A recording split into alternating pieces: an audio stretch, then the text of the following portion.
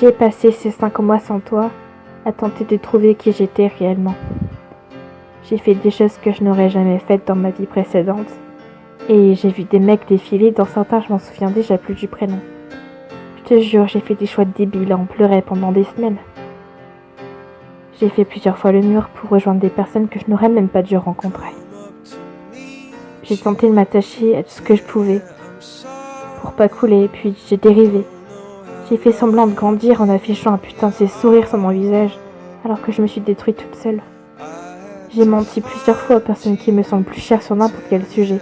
Je me suis même menti à moi-même.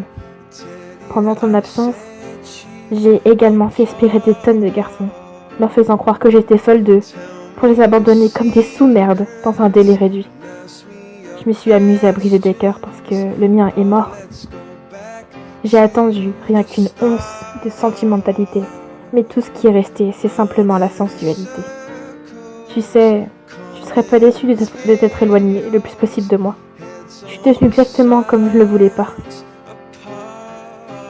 Tu sais ce qui te répugnait le plus? Il m'a suffi de quelques regards déplacés, des sourires malsains pour comprendre. Et de prendre complètement la confiance et en jouer. Il m'a fallu peu de temps pour tenter de retrouver ce que j'ai perdu dans les bras de n'importe quel con qui a vraiment cru, à un instant, que je l'aimerais. Je suis plus le genre de fille à m'attacher pour un sourire ou des paroles. Non, maintenant il me faut beaucoup plus que ça.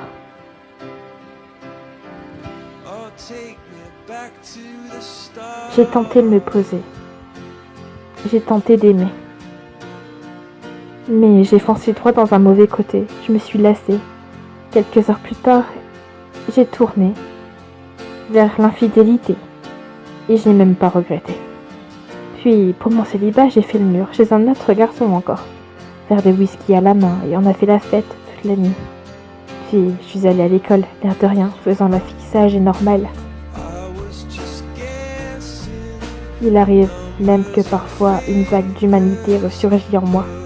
Et je me mets à pleurer, parce que j'ai honte d'être ce que je suis, putain. Alors que j'ai appris récemment que mes amis m'enviaient, qu'elles étaient jalouses de la personne que j'étais. Je donnerais tout pour devenir comme avant. Tu sais ce qu'il y a de drôle. Je me suis mis en tête qu'une certaine catégorie de personnes ne m'attirait pas.